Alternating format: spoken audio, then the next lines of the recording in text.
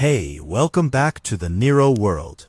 Today we're diving into another Nero Wolfe mystery, smart, sharp, and worth every minute. The trouble with people who come to see Nero Wolfe is that they always think they're the first person who ever had a problem worth solving. They walk through the front door of the brownstone on West 35th Street with that particular look, part desperation, part self-importance, as if the universe has arranged their catastrophe specifically to test their character. Most of the time, it has arranged nothing of the sort. Most of the time, they've simply done something stupid and need a very large, very expensive brain to clean it up. Sylvia Marsh was no exception, though I'll admit she carried her particular brand of desperation more elegantly than most. It was a Tuesday in October, which in New York means the air has finally decided to stop pretending it's August, and the leaves on the few trees that survive in this city have turned the color of old money. I was at my desk in the front room, working through a stack of correspondence that Wolfe had dictated the previous afternoon, when the doorbell rang at 11:14. I know the exact time because I had just checked my watch, while calculating how much longer I could plausibly delay before Fritz served lunch. I went to the door. She was about 40, which she wore the way certain women do, not fighting it, not surrendering to it, just living inside it with a kind of cool authority. Dark hair, precise, a charcoal wool coat that had cost someone a meaningful amount of money. Her face was composed in that particular arrangement that people construct when they're determined not to show how frightened they actually are. I've seen that face on corporate attorneys, on senators' wives, and on 3 separate individuals who were subsequently charged with fraud. None of which proved anything about Sylvia Marsh, except that she'd had practice. "Mr. Goodwin," she said, not a question. That's what the mail says. "Come in." She came in, took a brief inventory of the front hallway with her eyes, the kind of assessment that happens in under 2 seconds, and tells you everything about a person's relationship with wealth, and followed me to the office. Wolfe was behind his desk, which is where Wolfe generally is between 11 and 1, between 4 and 6, and during any other portion of the day when he is not in the plant rooms on the roof, communing with his orchids, or in the kitchen with Fritz, conducting what he considers civilized existence. He is, for the record, 1/7 of a ton of opinionated genius, arranged in a custom-built chair behind a desk the size of a modest aircraft carrier. He had a book open, Montaigne, I noted, and his expression when he looked up contained approximately the same enthusiasm he reserves for tax documents and requests that he attend social functions. "Mr. Wolfe," I said, "this is Sylvia Marsh. She called yesterday and I told her 11 o'clock. "Miss Marsh." He didn't rise. He never does for anyone except occasionally women he finds remarkable, and he hadn't decided yet. "Sit down." She sat in the red leather chair across from his desk, the client's chair, as I think of it, though Wolfe would find that designation sentimental, and placed her handbag on her knee with the precision of someone accustomed to boardrooms. "Thank you for seeing me," she said. "You have not yet given me reason to be thanked," Wolfe said. "Mr. Goodwin informed me only that you described your situation as urgent, and that it involved a business matter. I find that most people who use the word urgent mean that they are anxious, which is a different thing entirely. What has happened?" She looked at him for a moment. I've watched that moment many times. The instant when someone realizes that Wolfe is not going to perform the standard social reassurances, that he is not going to lean forward with professional sympathy and ask how he can help, that he is simply going to sit there like a very large, very impatient piece of furniture until they say something worth hearing. "My business partner was murdered 4 days ago. The police have decided it was a robbery." I don't believe them. Wolfe's chin lowered approximately 3 millimeters. This is, for Wolfe, the equivalent of sitting up straight. "Tell me about the partner." "Daniel Ashford. We co-founded a private equity firm, Ashford Marsh Capital, 11 years ago.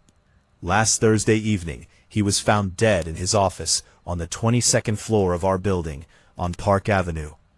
He'd been struck on the back of the head. His laptop was missing, along with his wallet and watch. Hence the police conclusion. Hence their conclusion. She said it with the flatness of someone who has spent 4 days not sleeping and arguing with people who aren't listening.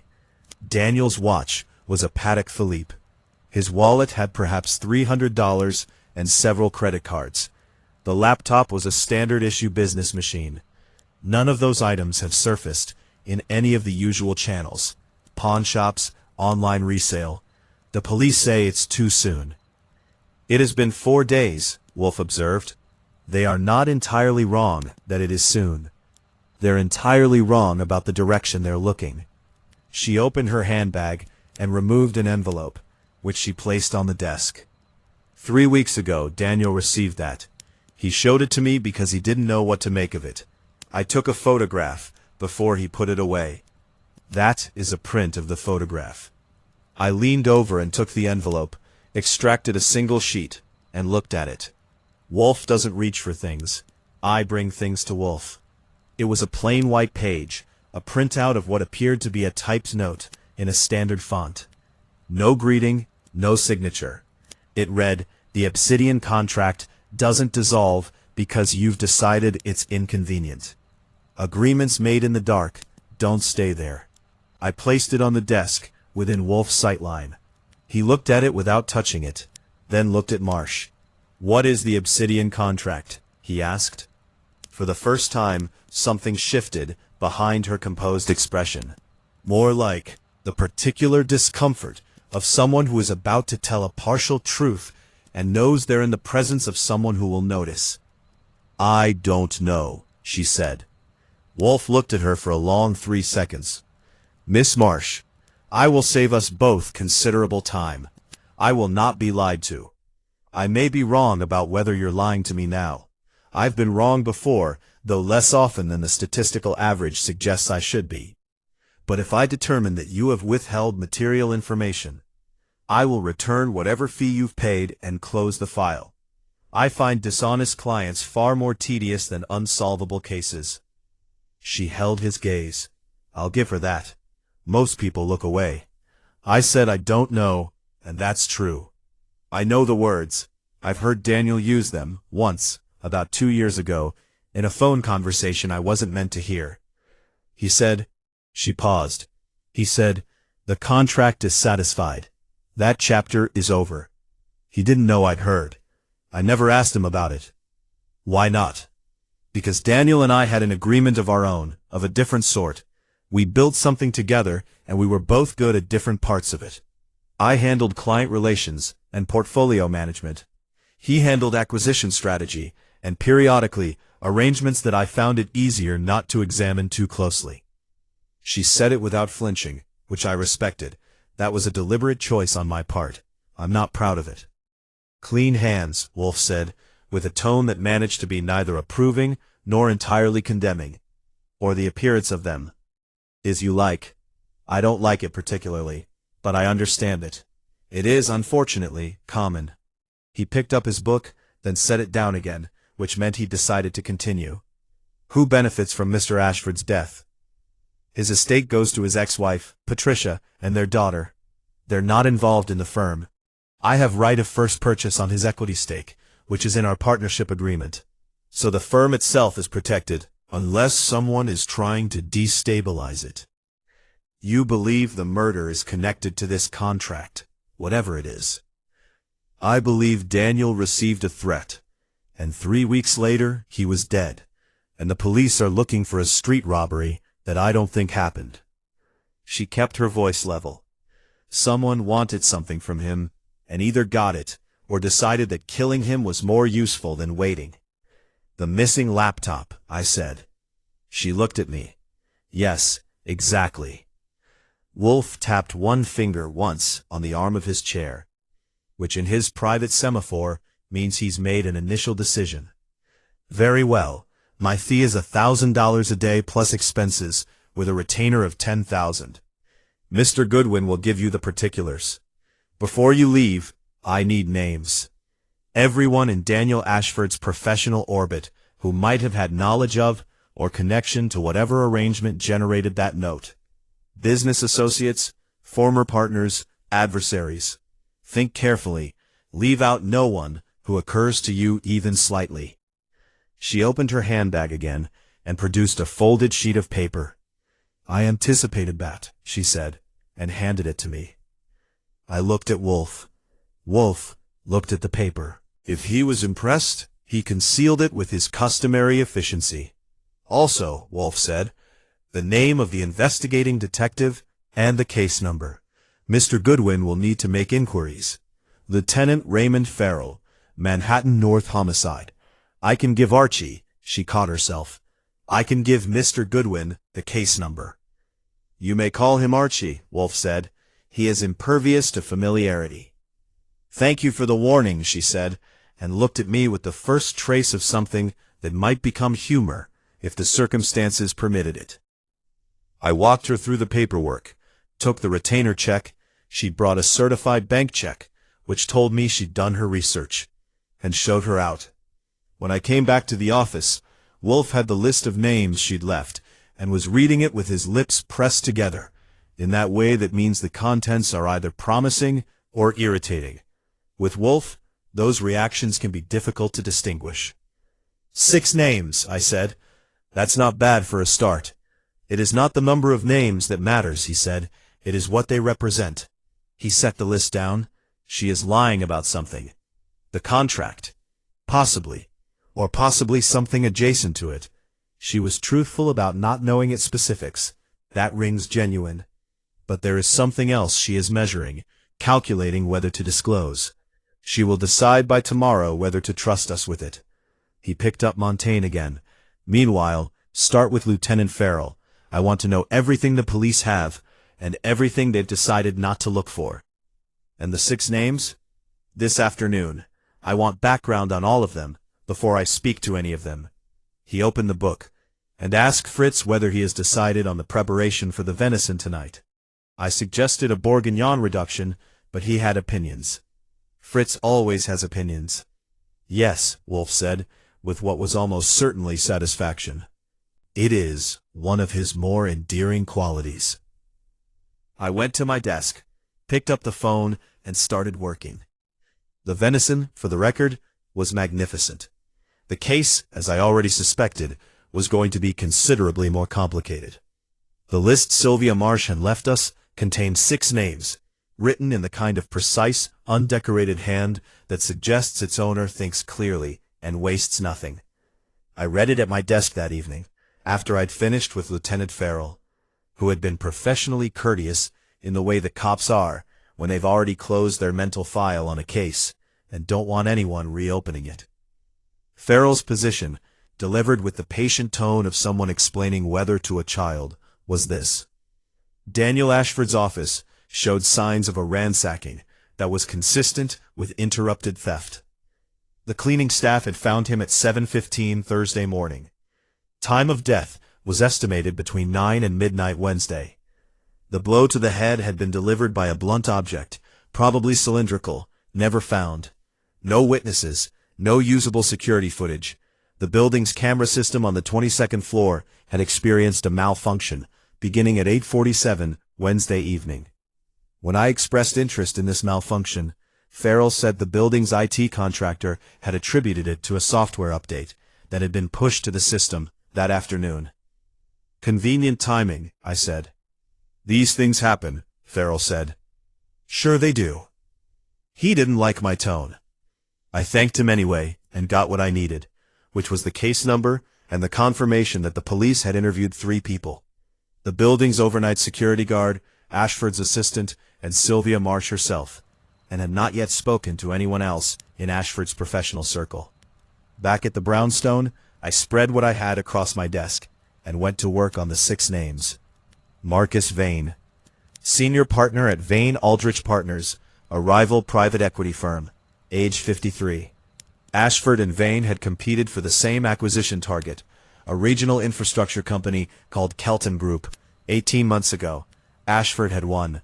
There had reportedly been hard feelings. Vane was quoted in a trade publication 6 months ago describing Ashford's business methods as ethically flexible, which in private equity circles is the equivalent of a formal declaration of war. Conrad Reese, former CFO of a tech company called Parallax Systems, which Ashford Marsh Capital had taken over 4 years ago. The acquisition had not been pleasant.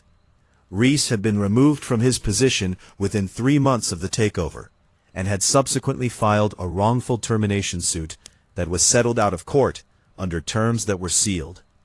He was currently doing consulting work, and according to what I could find, was not having a particularly distinguished second act. Nina Castellano, attorney, named partner at Castellano Briggs, a firm that had handled corporate legal work for Ashford Marsh Capital for 6 years. Her firm had been abruptly dropped as outside counsel 14 months ago, with no public explanation. She had been Ashford's personal attorney, as well as the firm's, which made the separation notable. People don't usually fire the lawyer who knows their private arrangements unless something has gone wrong between them. Thomas Breck, Ashford's college roommate, and for the first 7 years of the firm's existence, a silent investor. He had sold his stake back to Ashford 3 years ago at a price that, from what I could piece together from public records, was somewhat below market. There was no obvious explanation for why he'd sold, or why at that price. Harriet Wolcott, the name I recognized and I suspected Wolfe would too. Harriet Wolcott was the widow of Gerald Wolcott, who had been the founder and chairman of Kelton Group, the infrastructure company Ashford had acquired. Gerald Wolcott had died of a heart attack 7 months after the acquisition closed. He was 61 and had reportedly been in good health. His widow had publicly disputed certain provisions of the acquisition agreement, arguing that she'd been misled about the terms, but her attorney had advised her that she had no viable legal claim. She had, according to a brief item I found in a financial newsletter, stated that she intended to pursue other avenues. Philip Dre, the most opaque entry on the list, age unknown. I estimated late 40s from the one photograph I found. No current employer listed. He appeared in public records tangentially, as the signatory on several corporate entities that had existed briefly and been dissolved, and once as a defendant in a civil fraud case that had been dismissed on procedural grounds. The kind of background that doesn't tell you what someone does, but tells you they've been careful about not leaving a clear record of it. I typed it all up, printed it, and brought it in to Wolfe at 8:30, which is when he tolerates the discussion of cases, after dinner, with beer, when the world has temporarily agreed to meet his standards of comfort. He read through it without speaking. I sat in the chair I use when I'm not performing, and looked at the bookshelves. Wolfe's bookshelves are the kind that make certain types of people feel either exhilarated or inadequate. I've been living with them long enough to feel neither. Philip Dre, he said. That's the one I'd look at first too. Not because he is necessarily more guilty than the others. Because he is deliberately less visible. That is a professional characteristic, not a personal one. He set the papers down. Miss Marsh included him on her list, which means she knows he was connected to Ashford in some capacity, while providing no description of that capacity. This was not an oversight. She knows what he is and doesn't want to say it out loud. Or she knows what he was used for and has reasons to be cautious about naming those uses. He drank some beer. The attorney, Nina Castellano. Fired 14 months ago with no explanation. Personal attorney as well as corporate. That relationship, severed abruptly, suggests either a personal rupture or that she became inconvenient because she knew too much and had begun expressing reservations about what she knew. He was quiet for a moment. Arrange interviews. All 6. Here if possible. Use whatever inducement is necessary. If they ask why, tell them only that you are conducting inquiries into Mr. Ashford's affairs on behalf of a client. Some of them won't come. Then find out why they won't, which will be nearly as informative. He picked up his beer. The camera malfunction interests me. Me too. Software update pushed the same afternoon that someone planned to commit a murder is a coincidence I'd need a lot of help believing. It suggests either that someone with access to the building systems was complicit, or that someone acquired such access specifically for this purpose. He set down his glass. Arrange also a conversation with the building's management. I want to know who authorized the update and when the request was submitted. I'll get to it tomorrow morning. Good. He opened a drawer and removed a folder, which he placed on the desk. I had Fritz obtain the restaurant reservation records from Keen's Steakhouse for Wednesday evening. Mr. Ashford dined there regularly on Wednesdays. He did not have a reservation this past Wednesday, which he had cancelled the previous Friday. I looked at him. He cancelled his regular dinner reservation 4 days before someone killed him. Yes, which suggests that on the Friday before his death, he was expecting his Wednesday evening to be occupied by something other than his usual habits. Wolfe's eyes moved to the bookshelves and then back to me. Or he was warned by someone that it was inadvisable to be predictable. The room was quiet for a moment. Outside, the city conducted its usual business, indifferent as always to whatever small dramas were unspooling inside the brownstones and offices, and apartments stacked above its streets. She's going to tell us more, I said. Marsh, you said she's calculating whether to trust us. She will calculate her way to disclosure, Wolfe said. The question is whether she does so before or after events make it necessary. In my experience, clients who arrive with partial information expand their confessions in direct proportion to how frightened they become.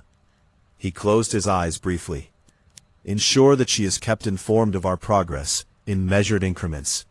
It tends to accelerate the process. I said I would, and went to bed.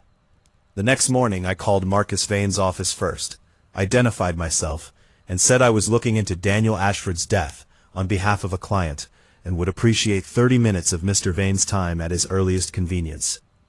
There was a pause, and then his assistant told me to hold. I held for 4 minutes and 20 seconds, which was longer than necessary and shorter than an outright refusal. Vane came on the line. His voice was the voice of a man who had spent decades being confident in rooms where confidence was currency. "What client?" he said.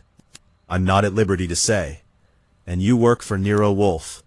"I do." Another pause. "I can come Thursday, 4 o'clock. He hung up without waiting for confirmation, which told me several things about Marcus Vane, none of them particularly surprising for a man who'd spent his career acquiring things that belonged to other people.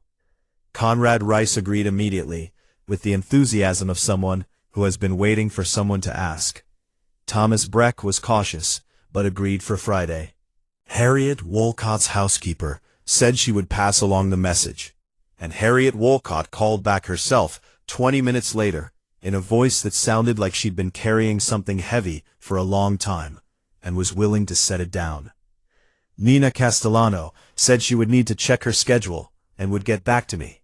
She hadn't called back by the time I'm writing this, which is itself a kind of answer. Philip Dre had no listed phone number. I tried 3 of the dissolved corporate entities, and got nothing. I sent a letter to the last address I had for him, and didn't expect to hear back. 2 out of 6 without answers yet. Not bad. In this business, partial answers are where you start. The complete ones come later, usually in a room with Wolfe sitting behind his desk, and someone across from him finally running out of places to hide. Conrad Rice arrived Wednesday morning at 10, which was earlier than I'd arranged, and spent 6 minutes in the front room telling me things about Ashford Marsh Capital that I hadn't asked about. This is the behavior of a man who has been rehearsing. He was about 50, with the look of someone who had once been heavier and had lost the weight through the kind of sustained stress that doesn't feel like a diet. His suit was good, but not quite current, which suggested someone maintaining appearances without the resources to refresh them. He had a folder under his arm that he placed on the table between us when he sat down, like a man presenting evidence at a trial he'd been waiting to attend. "Before we go in," he said, "I want you to know that what happened at Parallax was systematic fraud." "The suit was settled," I said. "Settled under a confidentiality agreement that I signed under financial duress." He said it without heat, which made it more convincing than if he'd been angry. I had legal fees I couldn't continue to sustain, and a family to consider. The settlement amount was not generous. It was sufficient to make the problem go away for them. What kind of fraud? He looked at his folder, then at me. I would prefer to say this once, to Wolfe directly. I respected that, so I took him in.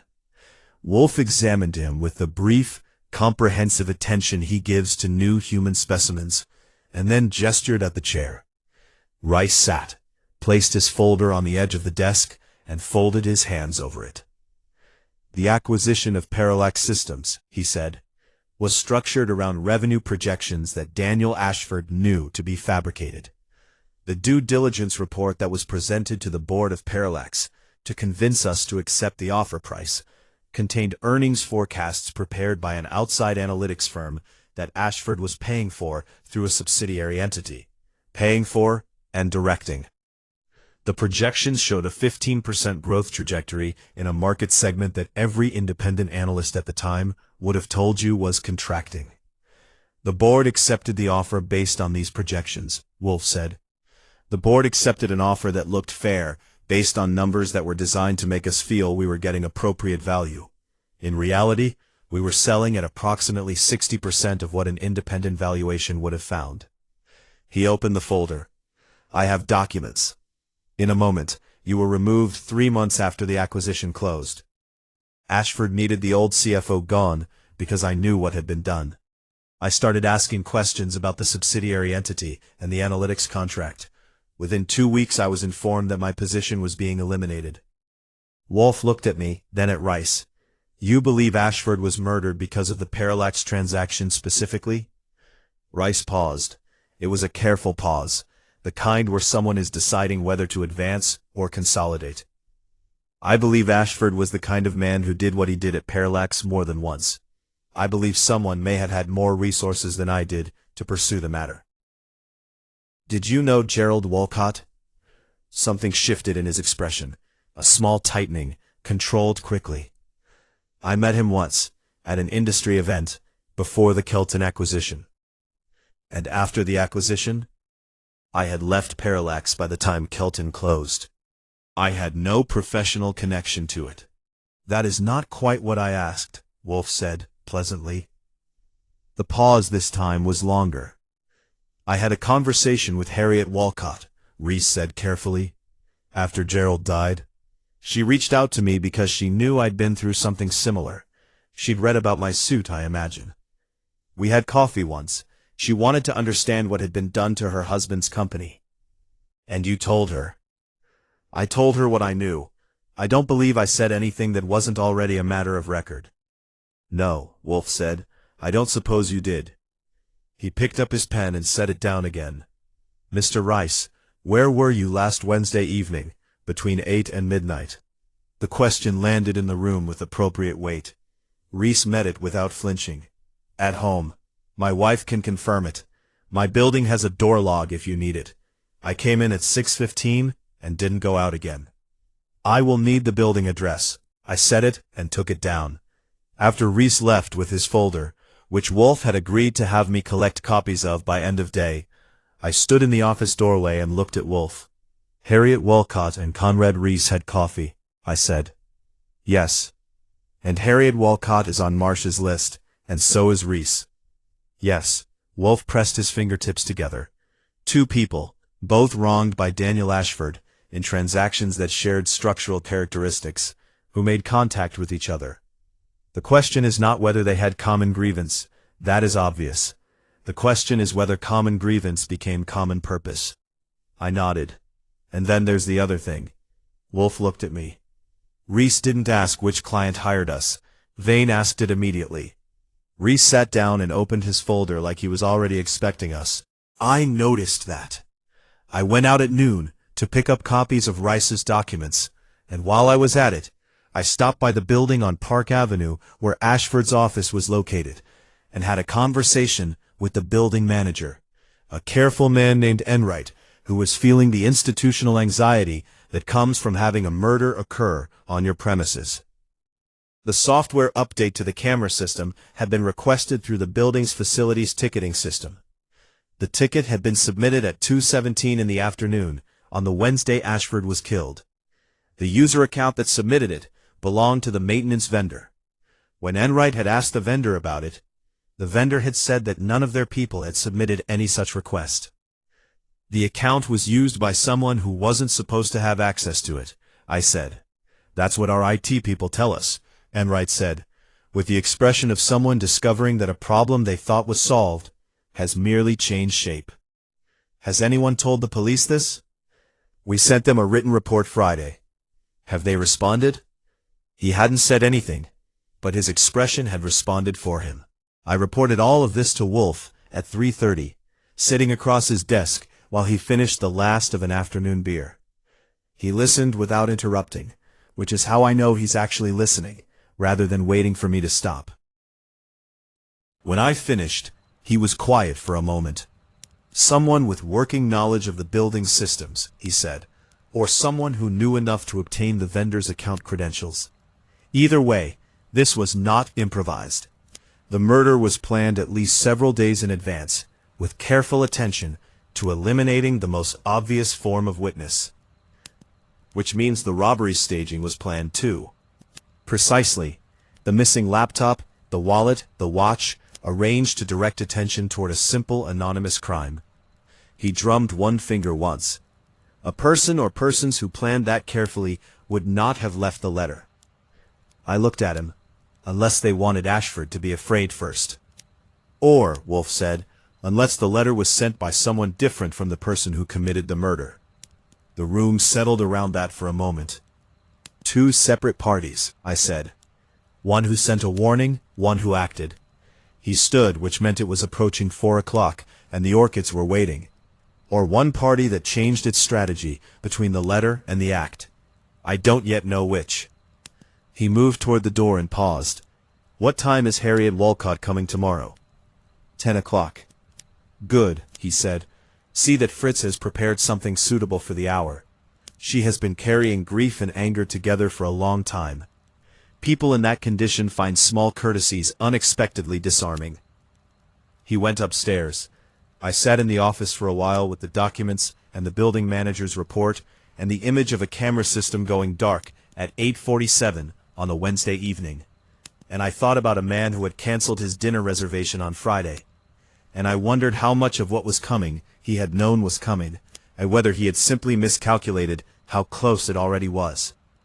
Wolfe scheduled the interviews for Thursday and Friday, 2 per session with a gap between, which is his preferred rhythm for interrogations conducted in the office. He doesn't like people waiting in the same room and comparing notes.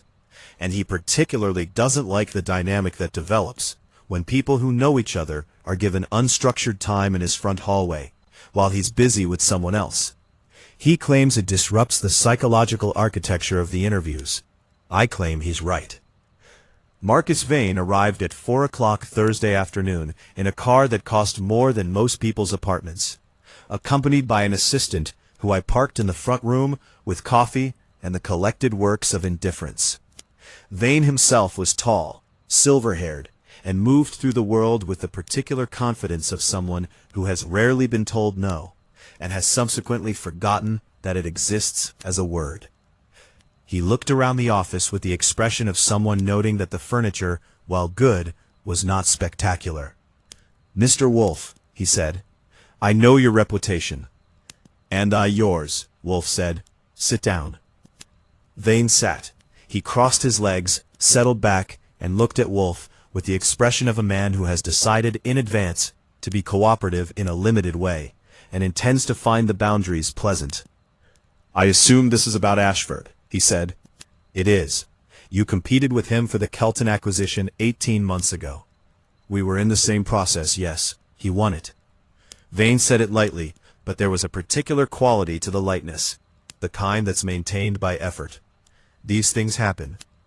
You were quoted subsequently describing his methods as ethically flexible. A mild observation. Based on what specific knowledge? Vane shifted, just slightly, the way expensive clothes shift when the person inside them tightens without meaning to. Based on my experience of how he operated over the years. The Kelton process in particular had some features that my team found irregular. Such as information that appeared in Ashford's final bid that suggested he had access to details about our position that he shouldn't have had. The kind of thing that's difficult to prove and easy to deny. We chose not to pursue it formally. Why? Because accusations of that nature in this industry have a way of making the accuser look worse than the accused. Mud is impartial about who it sticks to. Practical wisdom, Wolfe said, with a tone that was neither approving nor entirely approving. Where were you Wednesday evening of last week? Vane's chin came up slightly. At a dinner. The Partners Forum at the Yale Club. 40 people. I was there from 7 until nearly 11. The dinner ended at 11. I left slightly before, 10:50 perhaps. And after that? Home. Directly? I stopped at my office briefly, 20 minutes. Your office is where? Park and 52nd.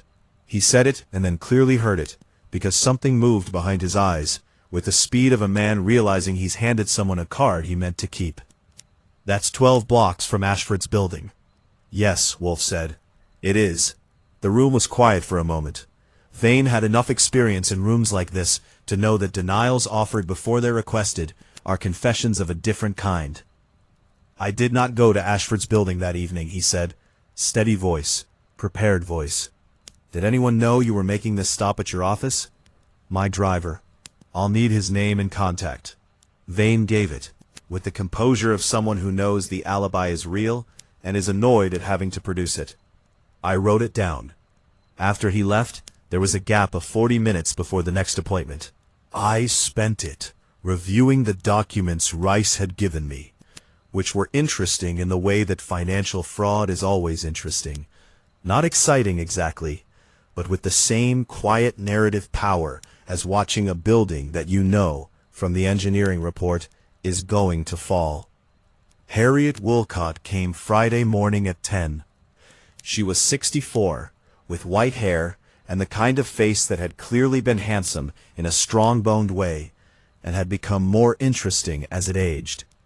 She wore black, still, 7 months after her husband's death, not theatrically, but as if it were simply the color that fit how she felt. Fritz had prepared coffee, and a small plate of pastries that she ate one of, and then thanked him specifically, by name, which meant she'd done her research too. Wolfe was, if not exactly gentle, noticeably less efficiently abrupt than usual. Mrs. Woolcott, he said, I am sorry for your loss. I understand that the period since your husband's death has been difficult in ways beyond grief. She looked at him directly. Daniel Ashford stole from Gerald, she said. Not personally, not with his hands. But what he did to Kelton Group, the way that acquisition was structured, the guarantees that were made and not honored. Gerald spent the last months of his life trying to prove it, and failing. He believed the documentation had been altered after the fact. He was probably right, and he died without being able to show it. How did he die? Heart attack. She said it flatly. He was healthy. He was angry and sustained, and that kind of anger. She stopped. I'm not saying Ashford murdered him. I'm saying Ashford took 11 years of my husband's work, and hollowed it out, and Gerald spent his last energy trying to fight it, and his heart gave way. She was quiet for a moment. That is a kind of murder. It is a kind of something, Wolfe said carefully. Mrs. Woolcott, did you know Conrad Rice? We had coffee once, yes. It was helpful to know, I wasn't imagining it, that it was a pattern, not an isolated event. Did the two of you take any action on the basis of those conversations? She met his gaze steadily. We talked about our options. We determined that neither of us had individual resources sufficient to mount a successful legal challenge. We considered whether a collective action might be possible. And we were introduced, through Conrad, to a man named Philip Dray, who said he had experience in these matters and was willing to explore possibilities. I stopped writing for a half-second and then kept writing, because that's what you do. What was Mr. Dray's role? Wolfe asked. He said he used the phrase resolution specialist, which I understood to mean someone who resolves problems through means that don't involve courts. She said it without apology.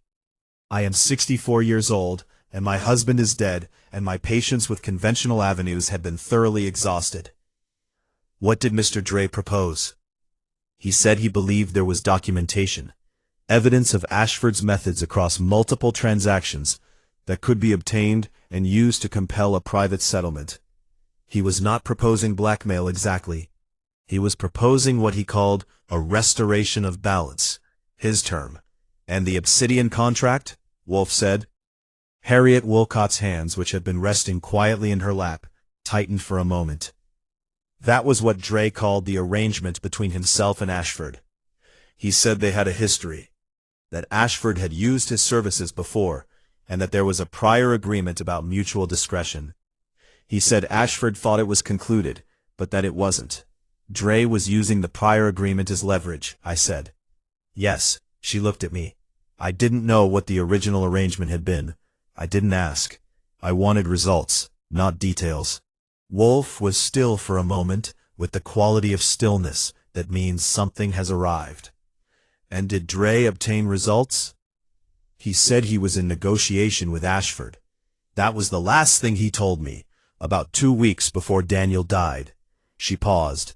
He hasn't been in contact since, neither has Conrad. You are alarmed.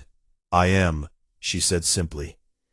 After she left, I stood at the window and watched her car pull away. Behind me, Wolfe was in the kind of silence that isn't absence, but accumulation. Philip Dre met with Ashford, I said. Yes, and Dre's previous arrangement with Ashford, whatever form it took, became the instrument of leverage. The obsidian contract is not a business agreement in any conventional sense. It is the record of something Ashford did with Dre's assistance, which Dre retained as insurance. And someone killed Ashford. And the laptop is missing. Wolfe's voice was very quiet. The laptop may contain whatever Dre obtained, or whatever Ashford was trying to protect. He turned from the window in his thinking manner. Find Philip Dre. I've been trying. Try harder, he said. He is either the most important witness we have, or he is in considerable danger. I went back to my desk and started making calls. The afternoon light came through the windows at the angle it takes in October, when it's already making arrangements to leave earlier and earlier. And I thought about an arrangement made in the dark that was supposed to have dissolved and hadn't, and about what it costs to be the person who keeps the record. Philip Dre's last known address was a sublet on West 73rd, in a building with the particular anonymity of a place where no one knew their neighbors, and preferred to keep it that way. The super, a thick man named Petrosky, who communicated largely in silences of varying textures, confirmed that Dre had been in the apartment until approximately 2 weeks ago. He leave a forwarding address? I asked.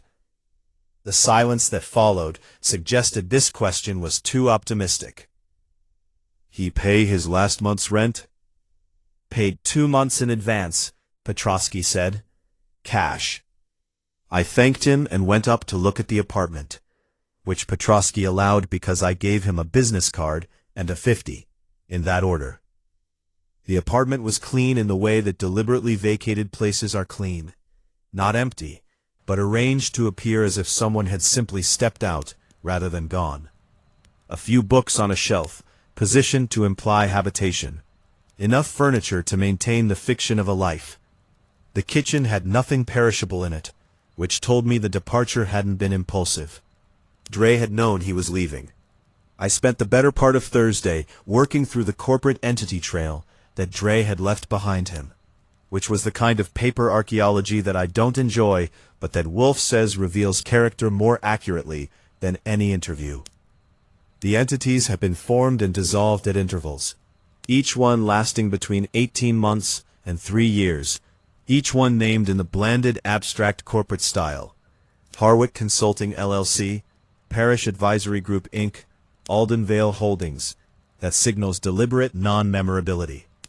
3 of the entities had the same registered agent, a service in Delaware.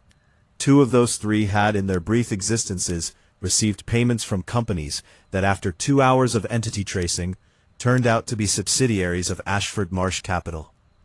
Dre had worked for Ashford, not as an employee, nothing so traceable, as a contractor, paid through a chain of subsidiaries for services that the payment records described only as strategic advisory. I called Nina Castellano again. Her assistant answered and told me that Ms. Castellano was unavailable. I said that I had information about Philip Dre, and that Ms. Castellano might want to return my call before I passed that information to Lieutenant Farrell. The factual core was that I did have information about Philip Dre. The bluff was that Farrell was currently interested in receiving any information from me. Castellano called back in 11 minutes. "I'll come tomorrow," she said. "Wolfe will see you at 2, I said.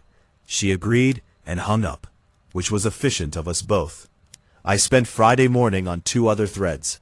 The first was Marcus Vane's driver, whose name was Agosto, and who confirmed, readily and without apparent anxiety, that he had driven Vane to the Park and 52nd office at approximately 10:50 Wednesday evening, and had waited outside for 18 minutes before driving Vane home.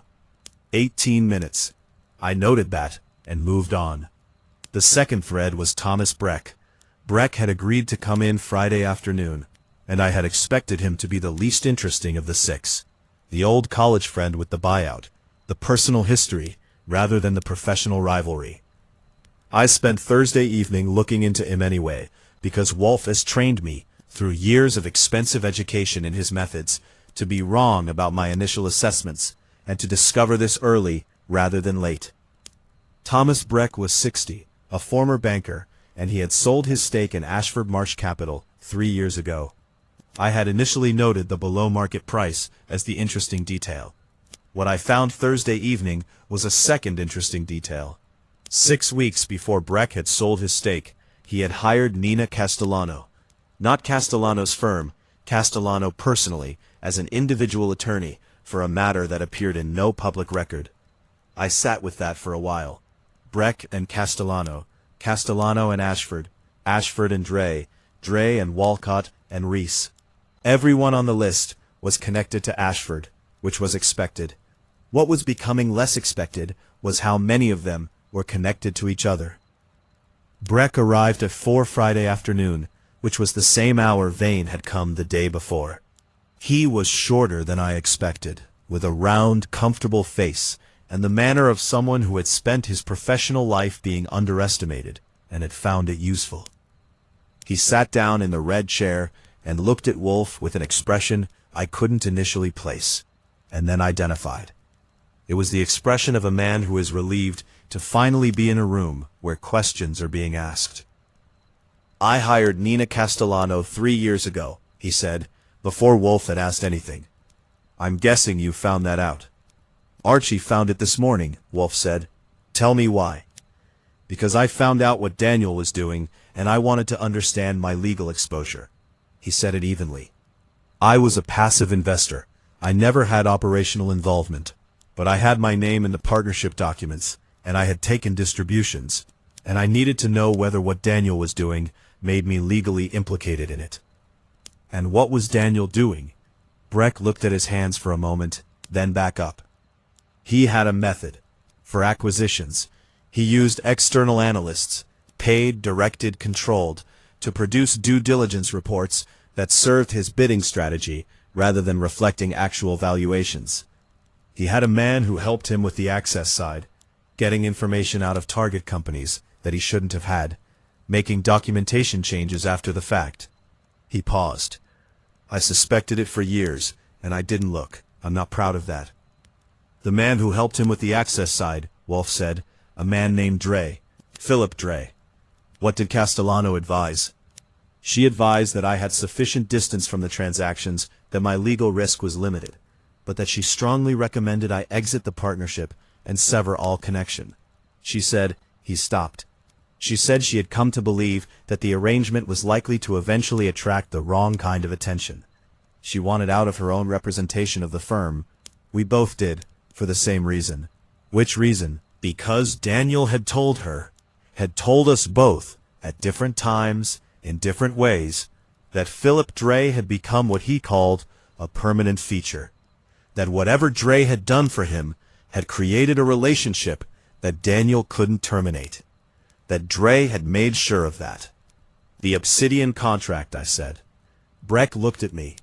I don't know those words specifically, but yes, something like that. After Breck left, I stood in the office with the accumulated weight of 5 interviews and 3 days of legwork, and looked at Wolfe. Everyone is connected to Dre, I said, through Ashford. Or around Ashford, Wolfe said. Consider the shape of it. Ashford used Dre's services to build his business. Dre retained leverage over Ashford because of those services. Reese and Wolcott were both victimized by Ashford's methods and found each other. They then found Dre, or Dre found them, and Dre used their grievances as an additional instrument of pressure against Ashford. Dre was working all sides. He was maximizing his position. Wolfe's voice was neutral, which is how he discusses things he finds intellectually interesting and morally repellent simultaneously. He had leverage over Ashford through the original arrangement, and he had clients, Wolcott and Reese, whose legitimate grievances provided him additional negotiating power and likely additional compensation. And then someone killed Ashford. Yes, he was quiet for a moment. Nina Castellano will tell us something tomorrow that changes the shape of this. You don't know what she'll say. No, but I know that she is the only person on this list who, by Breck's account, was told explicitly about the Dre arrangement from Ashford's side. She knew the nature of it, and she chose to leave rather than to act. He pressed his fingertips together. People who make that choice and then find themselves summoned to talk about it, they arrive with something they've been deciding whether to disclose for a long time. I went to bed with the uneasy feeling that the picture was becoming clearer, and that what it was becoming clearer about was not one thing, but two. Nina Castellano arrived at 2 o'clock Saturday afternoon, with the punctuality of someone who had been rehearsing this moment. She was 51, with the kind of contained energy that good litigators develop over years of being the most prepared person in the room. Her suit was charcoal gray, a coincidence with Marsh that I noted and set aside, and she sat in the red chair and looked at Wolfe with the complex expression of someone deciding, in real time, how much to trust the room. Wolfe looked back at her with the patient expression of a man who has decided to let her make that decision herself. She made it in about 30 seconds. I'm going to tell you something, she said, that I have not told anyone else. I want you to understand that I'm doing so because I believe it's the only way to prevent someone else from being killed. Proceed, Wolfe said. Philip Dre killed Daniel Ashford. The room absorbed this without drama. This is one of Wolfe's gifts. His rooms absorb dramatic statements without echoing them back, which has the effect of demanding that you keep going rather than waiting for a reaction. Tell me why you believe that, Wolfe said. 3 weeks before Daniel died, he called me. He and I hadn't spoken in 14 months, since I ended my representation of him. He was frightened. That was the first thing I noticed. Daniel Ashford did not frighten easily. She was precise, measuring her words. He told me that Dre had expanded the leverage, that Dre had been working with other parties. He didn't name them, but I understood him to mean people Ashford had harmed in business, and that Dre was now demanding a payment of $8 million as a final settlement of all obligations. He said Dre had described it as the dissolution of what he called the contract. $8 million, I said. Payable in a specific way that Daniel described as untraceable. He wanted my advice. She paused. I told him I couldn't advise him, and that he should go to the FBI. And? He said that Dre had made clear that any approach to law enforcement would result in all of the documentation Dre held, everything that showed what Daniel had done across 10 years of transactions, being released publicly and to the relevant regulatory bodies, that Daniel would be destroyed professionally and likely prosecuted. She looked at her hands. He chose not to go to the FBI. He was going to pay, I said. I believe so, or he was trying to negotiate. I don't know what happened in the 3 weeks between that call and his death. She looked up, but the night he died, the laptop was taken. That laptop, I know, because I helped him set up the storage architecture years ago, before everything changed between us. That laptop connected to a secure cloud storage that contained the documentation he kept on his transactions, his own records of everything. He maintained them as his own insurance against the day he might need them. Wolfe was very still. Dre wanted the documentation. Dre had his own copies, presumably. But Daniel's records would have been more comprehensive, and would have included things that implicated Dre himself. Documented proof of Dre's role in the access operations, the false due diligence, everything. If Daniel's records were used against him, they'd take Dre down too. She paused. Dre needed Daniel's records eliminated, not just recovered. He needed the cloud storage account destroyed, the backup systems wiped, everything gone. And he needed it done in a way that didn't look like what it was. A robbery, I said. A robbery, she said. Wolfe set down his pen with the particular precision of someone completing a sentence. Miss Castellano, the security camera system in the building was disabled that evening through the building's vendor account. Do you know anything about that? She looked at him steadily.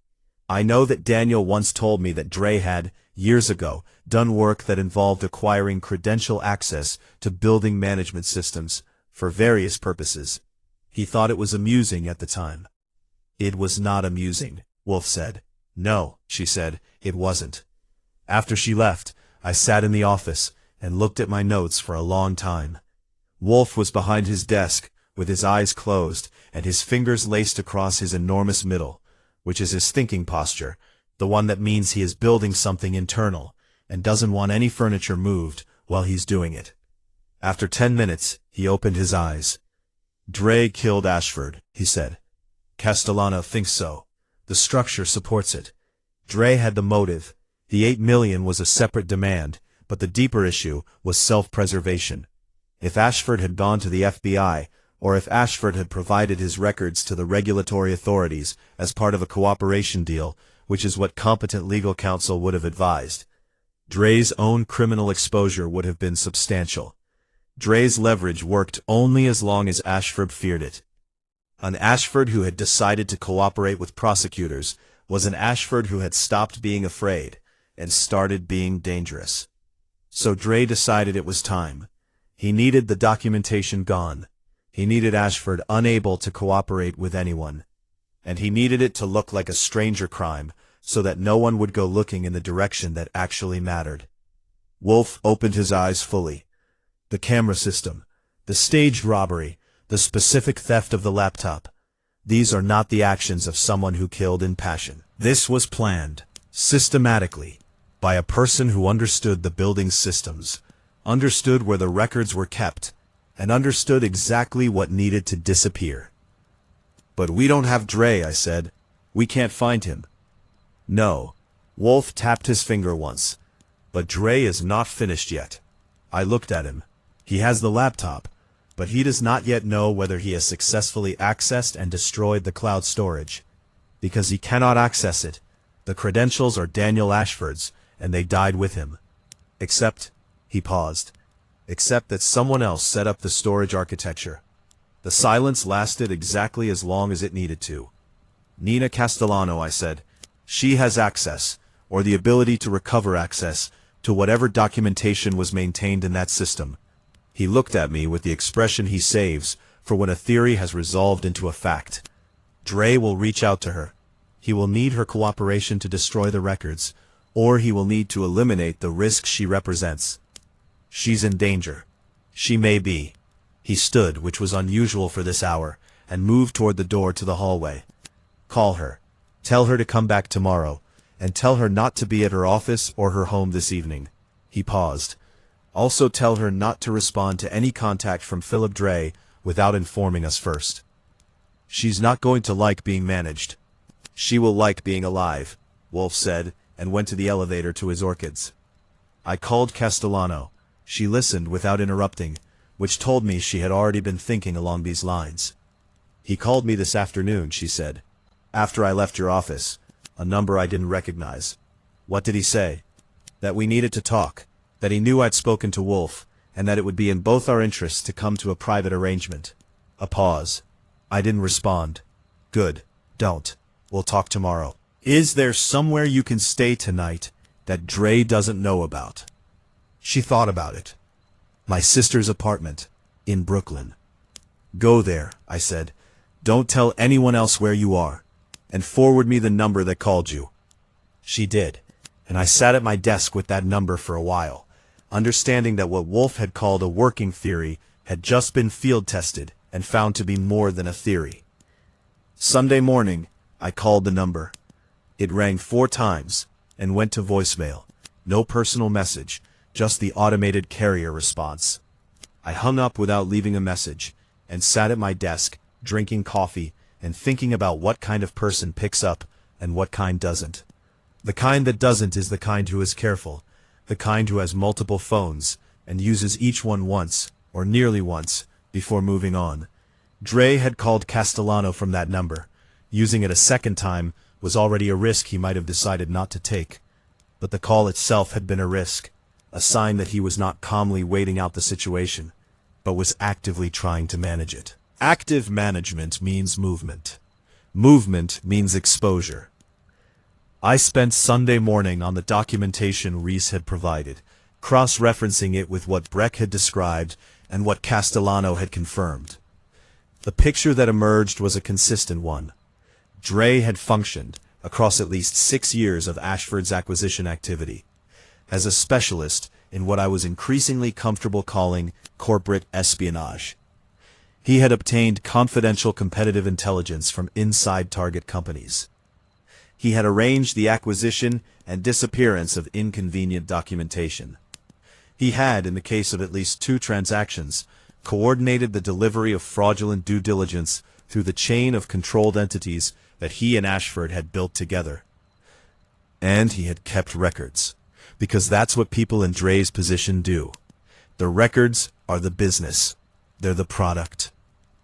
At 11 o'clock, I went into Wolfe, who was at his desk with the Saturday Times crossword, completed, and a cup of coffee in the proportion that Fritz insists on, and Wolfe endures. I want to set something up, I said. He looked at me. Castellano has the ability to recover access to Ashford's cloud storage.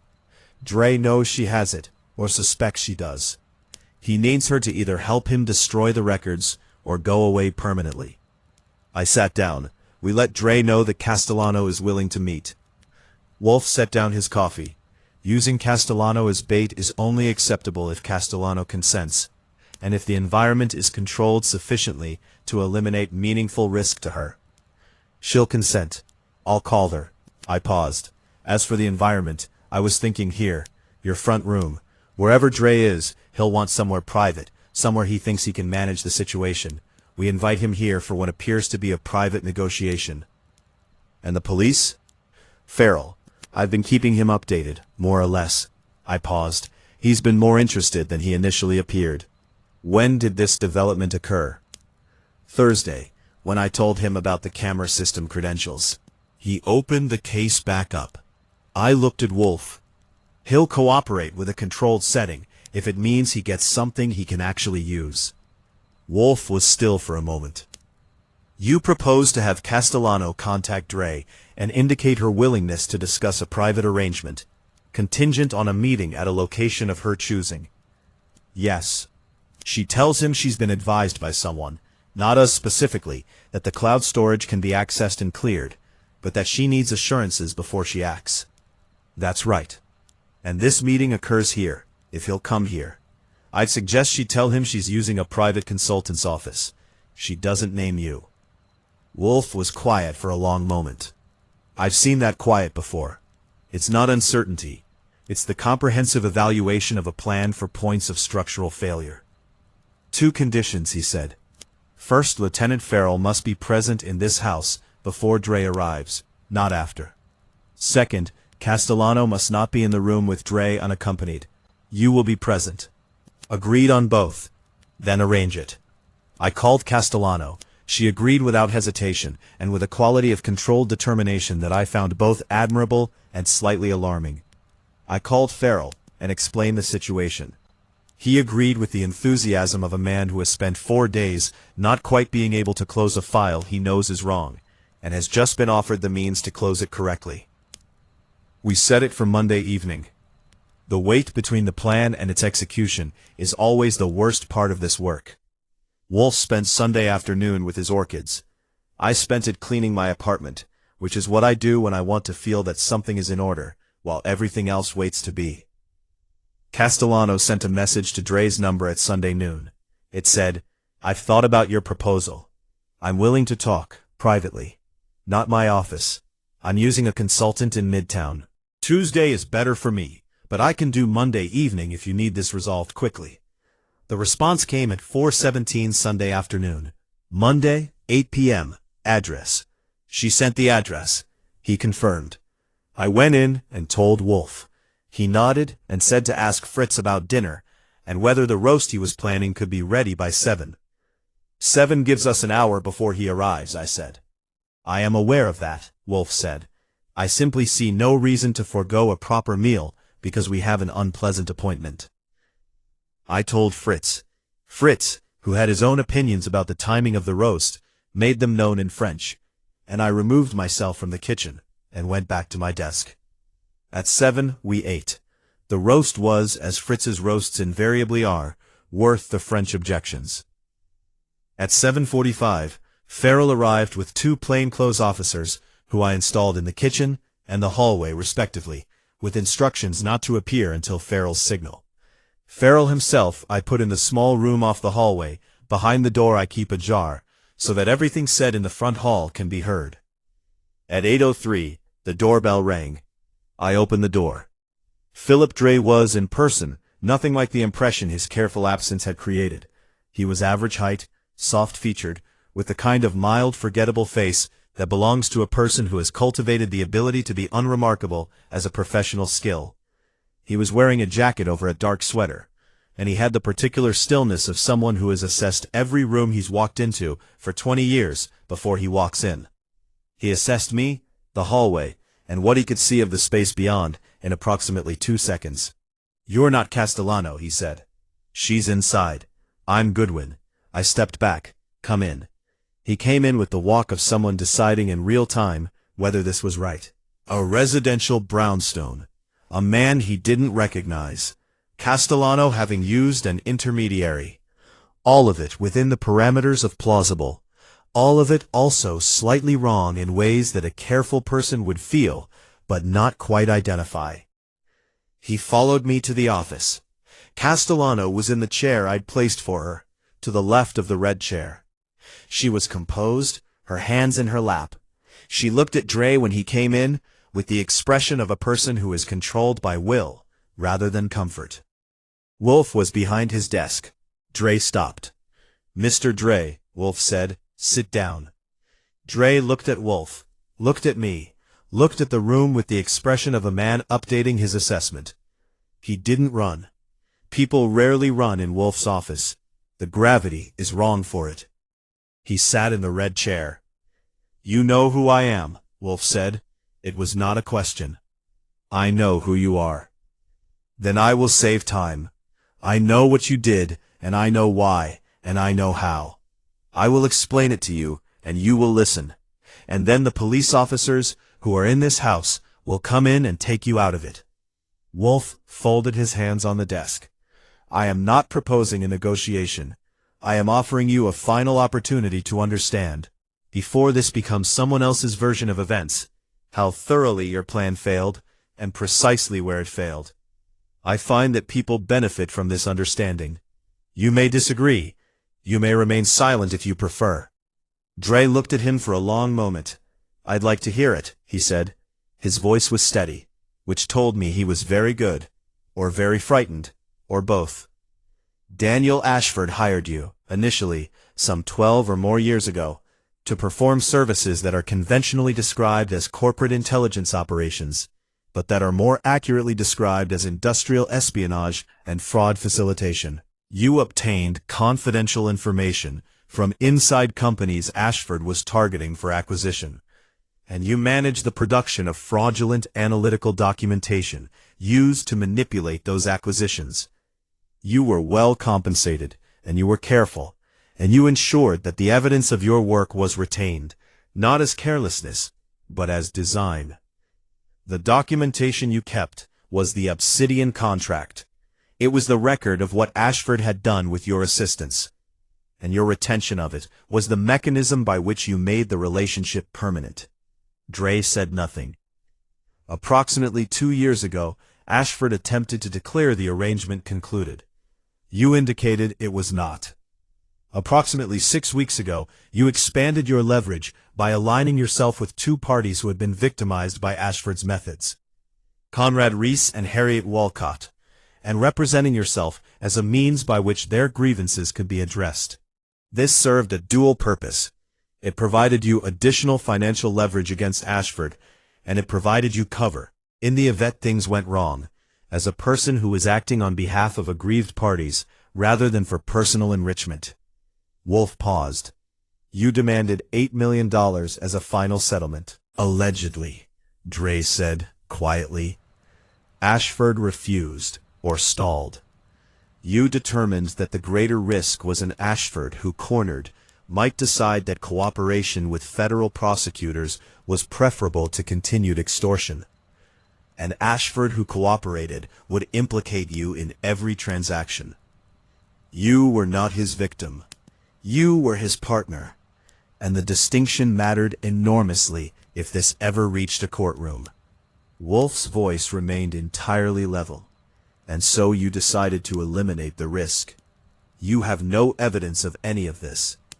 I have Nina Castellano's testimony. I have Conrad Reese's documentation. I have Thomas Breck's account of what he knew about your role. I have Harriet Walcott, who will describe the arrangement you offered her. Wolfe tilted his head slightly. And I have the building management records showing that the camera system was disabled using credentials belonging to a vendor account that no vendor employee touched that day, which will be traced, with patience and the appropriate technical tools, to a means of access that you have used before in other buildings and in other transactions. Dre's face was still. He was very good, but there is a quality that people have when they are hearing their situation described accurately, even when they are excellent at concealment, and it is not guilt exactly. It is the particular silence of someone who has stopped calculating an exit because they can no longer find one. The laptop, I said. Where is it? He looked at me. I don't know what laptop you're talking about. The laptop you took from Daniel Ashford's office after you killed him, I said. The one with the credentials for the cloud storage that contains Ashford's own records of what the 2 of you did together. I paused. The records you need destroyed because they document your role specifically. He looked at Castellano. She can't access the storage. She hasn't tried yet, I said, but she can and she will. And when she does, whatever's in there becomes available to Lieutenant Farrell, who is currently standing in the room off the hallway. The laptop becomes less urgent at that point. That landed. Dre turned to look at the hallway door, which I opened at that moment, and Farrell stepped through it with the expression of a man who has been waiting to arrive for 4 days. Dre looked at Farrell, looked at Wolfe, and looked at the room that had closed around him. I want a lawyer, he said. Of course, Wolfe said. Mr. Dre, I will tell you one thing more before you exercise that right. The people you used, Reese, and particularly Mrs. Walcott, who lost her husband and came to you because she believed you were a means of justice, will not be charged with anything material arising from what you solicited from them. I have Lieutenant Farrell's assurance on that point. He paused. They came to you in grief and anger, and you converted those things into instruments of your own purposes. I find that the most contemptible element of an overall contemptible enterprise. Dre said nothing. Farrell read him his rights in the hallway, and the 2 plainclothes officers came out of the kitchen, and the brownstone briefly had more people in it than it usually tolerates. When they were gone, the door shut behind Farrell and his officers and Philip Dre. The office settled back into the particular quiet of a room in which something has been completed. Castellano remained in her chair for a moment. I noticed that her composure had finally cracked, just slightly, around the edges, in the way composure cracks when the thing you were bracing for has happened and turned out to be survivable. "He'll talk," she said, "to reduce his exposure."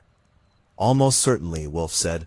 "What he says will not change what he did, but it will clarify things that others will find useful. Reese and Walcott will not be prosecuted for what they sought from Dre. Farrell's assurance on that point is genuine."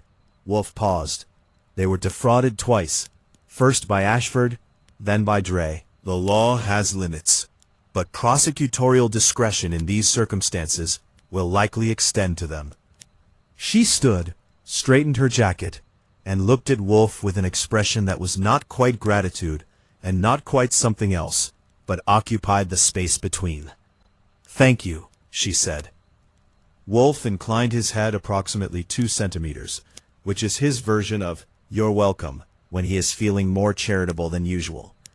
I showed her out. When I came back to the office, Wolfe was behind his desk with a book open, a different one than the morning's Montaigne. Trollope, I thought, from the spine. "Well," I said. "Yes," he said. I sat down in the chair I use when I'm not performing, and looked at the room. The red chair was empty. The desk lamp made its usual contribution to the amber quality of the light.